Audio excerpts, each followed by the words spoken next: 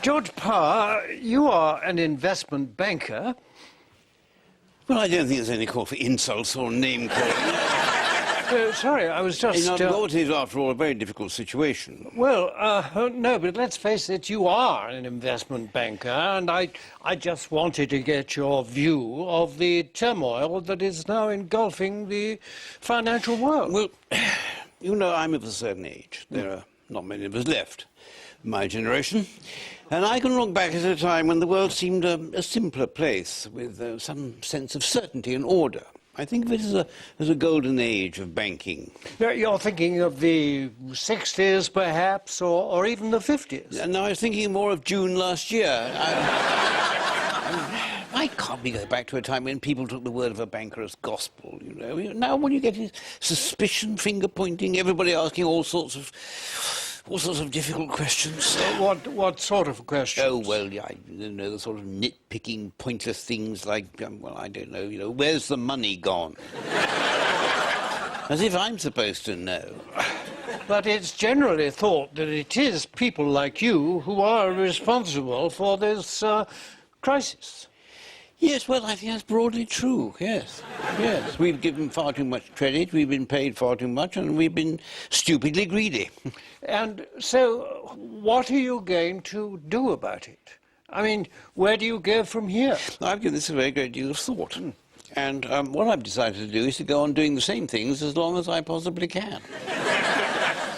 Surely that's an extraordinarily irresponsible attitude. Well, yeah, you might say so, but I've considered all the options, and what seems to be the way it works is that I go along to the government and say, I'm sorry, but I've done something exceptionally foolish, which will cause enormous damage to the economy. And they say, have you? Oh, well then, here's £15 billion. So, like nearly everybody else, you lost a great deal of money on property and derivatives. A colossal amount of money. But there is a silver lining to it all, if you look hard enough. Is there? Yes, luckily I lost other people's money and not my own. That's something of a consolation. Yes, it must be. So, you're all right, personally? Well, you know, over the last decade or so, it's been very up and down. Sometimes I've had good years. Sometimes I've had incredibly good years. But with the best will in the world, it's impossible to spend the amounts I've earned, so I've still got quite a lot of it left.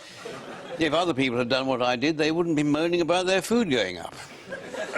Yes, many people would say that it is those who can least afford it that will suffer most from your mistakes. Those with mortgages and credit card debt and the lower paid. Well, I think it shows extraordinary lack of gratitude by these people for what we've done. I mean, if it hadn't been for us, the City of London would be just a pathetic backwater instead of the financial centre of the world. Think of the billions which flow into London every day, or used to. Think of the enormous amount of tax revenue that generates. But people like you hardly pay any tax. No, but think how much it would be if we did. But haven't people in your world insisted on light regulation by the government and a generous tax regime? In 2002, Gordon Brown cut the capital gains tax on business assets held for 2 years from 40% to 10%. Yes. If you were a partner in a private equity firm making millions out of deals, these millions would be taxed at 10%. In effect, they would be paying income tax at 10%, while their office cleaners were paying 20%. Yes, as often said, but it's very simplistic. A lot of private equity partners weren't paying anything like 10%. No? No. A lot of them were paying 5%. Some of them were paying nothing. In 2006, there were 52 billionaires in this country. 32 of them didn't pay any income tax at all. Well, why did the government go along with this? Because the private equity firms went to them and threatened to move their businesses abroad. And the government said, please don't do that, we want you to stay here. If an office cleaner went to the government and threatened to go and clean an office in the Cayman Islands, the government would say, well, piss off then. George Parr, as an investment banker, why are we so poor when last year we were so rich? Well, of course, I still am rich. Indeed. But I Yes. take your general point. Partly it's to do with the business cycle. The business cycle. Now, how does that work? The market is a very sophisticated mechanism. Sometimes it goes up and sometimes it goes down. When there's more greed than fear, it goes up. When there's more fear than greed, it goes down. So you're saying the banks have been too greedy? Oh, no, not at all. Not at all. The opposite is the case. The banks have always been noted for their public spiritedness, for having the interest of the poorest in mind. Have they? I must have missed that. Oh, no, certainly. Over the last few years, the banks have been saying to themselves, we've lent all the money we can to people who've got some assets and some prospects. How can we start lending to people who haven't got any money or prospects or any hope of paying it back? The banks were being compassionate, were they? Oh, very, very much so, very much. And of course, we can charge much higher interest to those sort of people. And a commercial bank will go to one of their poorest customers, say, I don't know, a single mother who hasn't worked for 5 years, who's constantly going over her credit limit, who's behind on her credit card payments, who can't keep up the mortgage. And then somebody will ring her up and say, how would you like us to lend you the money for a new conservatory? And what does she say? She says she's not sure about it. Why not? Because she lives on the 10th floor of a tower block. But the man at the bank goes on trying. And what you have to remember is these people are really desperate. The people in the tower blocks? No, the people at the bank. No. They're not paid very well, so they need their sales bonuses to make a decent living. So this woman gets a second mortgage. But isn't that terribly risky for the bank? Well, you'd think so, wouldn't you?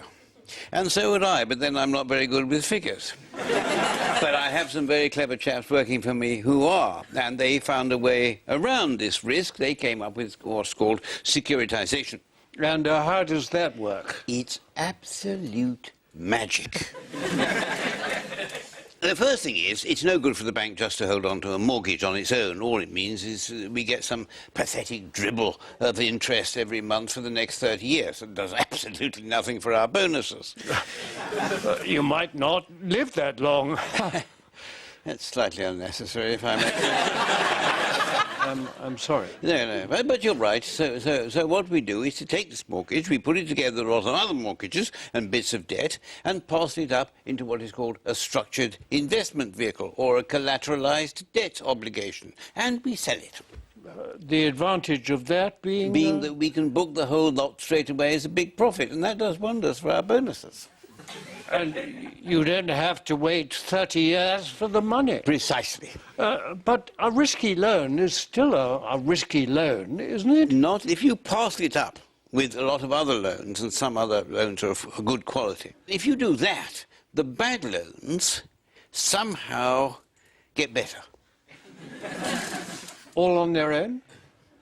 Sort of all on their own, yes. I mean, we're in very deep waters here, mathematically. I mean, the people who devise these financial instruments are incredibly clever. You see, one of the things which makes loans risky, when you mix them all up together, is what is called correlation.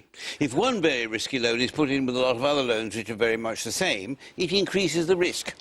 Because if one goes bad, the others are very likely to. Exactly. So we had to be sure there was very little correlation in the loans in a CDO. Such as there being a lot of subprime loans to